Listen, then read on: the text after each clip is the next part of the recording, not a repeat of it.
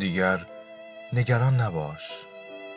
تو در زندگی ضربه‌ای خورده‌ای و تنها کاری که انجام می‌دهی این است که همواره به آن می‌اندیشی و نگران هستی. آیا فراموش کرده‌ای که من اینجا هستم تا تمام بارهای تو را به دوش خود بکشم؟ یا از اینکه در برابر مشکلات کوچکی که بر سر راهت قرار می‌گیرند خود را ببازی و نگران باشی لذت می‌بری؟ آن را در لیست قرار بده. کاری باید انجام شده یا به آن رسیدگی شود. آن را در لیست کارها قرار بده.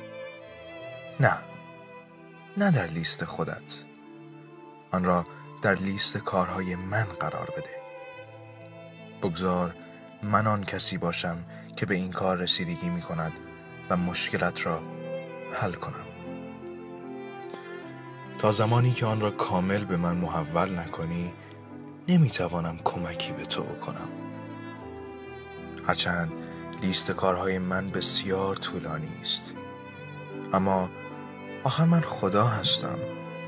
من قادرم هر کاری که به من واگذار میکنی را انجام دهم.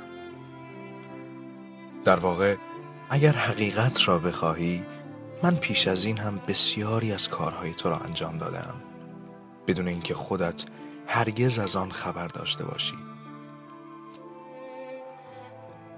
به من اعتماد کن. به محض اینکه بارهایت را به من سپردی دیگر آنها را پس نگیر. به من اعتماد کن. ایمان داشته باش که من به تمام نیازها و مشکلات تو رسیدگی می کنم. آیا با فرزندت مشکل داری؟ آن را در لیست من قرار بده. آیا مشکل مالی داری؟ آن را در لیست من قرار بده. آیا از فراز و نشیب‌های احساسی خود در رنج هستی؟ به خاطر من آن را در لیست من قرار بده. من می‌خواهم به تو کمک کنم. تمام آنچه که تو باید انجام دهی درخواست کردن است. آن را رها کن. صبح که از خواب بیدار میشوی با خودت نگو من امروز احساس میکنم قوی تر هستم. فکر میکنم میتوانم این کار را از اکنون به دست گیرم. چرا احساس میکنی که اکنون قوی تر هستی؟ ساده است. چون تو بالهایت را به من سپرده ای و من مسئولیت آنها را به عهده گرفتم. من همچنین قوا و قدرت تو را نیز تجدید کردم و تو را در صلح و آرامش خودم فرا میگیرم. هیچ میدانی اگر این مشکلات را به تو بازگردانم به عقب و درست به همان جایی که شروع کردی باز خواهی گشت. آنها را به من بسپار و فراموششان کن. فقط بگذار من کار خودم را انجام دهم. با من حرف بزن. من از تو میخواهم که بسیاری از چیزها را به دست فراموشی بسپاری. فراموش کن آن چیزهایی که تو را ناراحت میکرد. نگرانی ها و دلخوری ها را فراموش کن، زیرا اکنون تو میدانی که همه چیز تحت کنترل من است. اما یک چیز هست که میخواهم هرگز فراموش نکنی. از تو میخواهم صحبت کردن با من را فراموش نکنی. با من صحبت کن. من عاشق تو هستم. من میخواهم که صدایت به کرات شنیده شود. میخواهم به من از دوستان و خانواده‌ات بگویی. در حقیقت دعا گفتگوی تو با من است. میخواهم عزیزترین دوست تو باشم. ایمان داشته باش. من بسیاری از چیزها را از این بالا میبینم که از جایی که تو هستی قادر به دیدن آنها نیستی. ایمان داشته باش که من بر آنچه که انجام می دهم واقف هستم. به من اعتماد کن. نیازی نیست آنچه را که من می بینم تو نیز ببینی.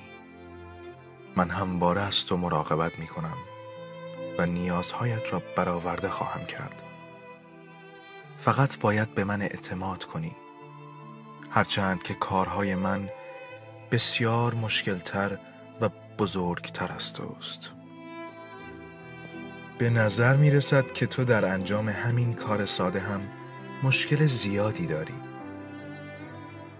اعتماد کردن چقدر مشکل است؟ با دیگران مشارکت داشته باش. زمانی که تنها 2 سال داشتی به تو یاد دادند آنچه را که داری با دیگران قسمت کنی. این کار را از چه زمانی فراموش کردی؟ آن قانون همچنان به قوت خود باقی است. آنچه که داری را با آنان که کمتر از تو خوشبخت هستند سهیم شو. شادی‌هایت را با آنان که به دلگرمی نیاز دارند تقسیم کن. خنده‌هایت را با آنان که مدت هاست صدای خنده‌ای نشنیده اند تقسیم کن. اشک‌هایت را با آنان که گریستند تقسیم کن. ایمانت را با آنان که ایمان ندارند سهیم شو. صبور باش.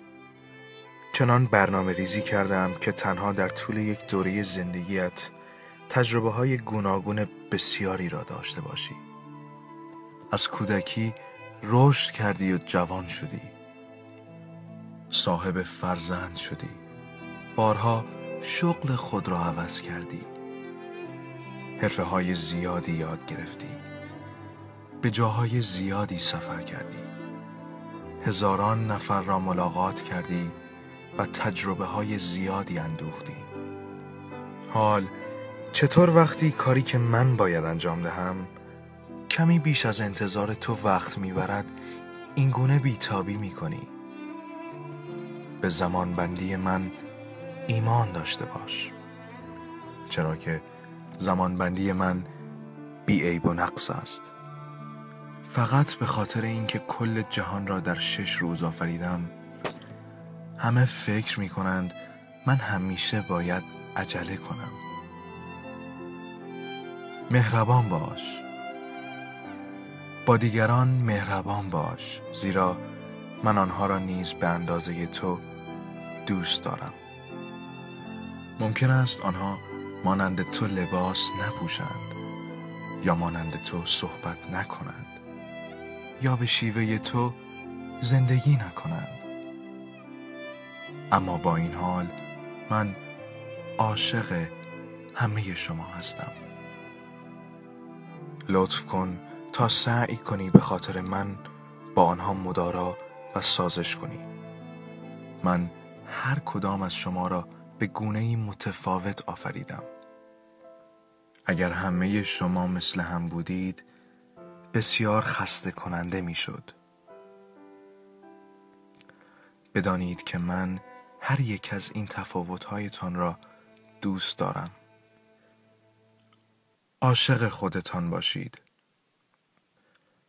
اینقدر که من عاشق شما هستم، چطور می توانید خودتان را دوست نداشته باشید؟ تنها به یک دلیل شما را خلق کردم که به شما عشق بورزم و شما هم به من عشق بورزید. من خدای عشق هستم. مرا دوست داشته باشید. همسایه هایتان را دوست داشته باشید. اما خودتان را هم دوست بدارید. زمانی که میبینم از دست خودتان عصبانی و خشمگین هستید و امور خوب پیش نمی روند، قلبم به درد می آید. شما برای من خیلی گرانبها و ارزشمند هستید. با عشق، بابا.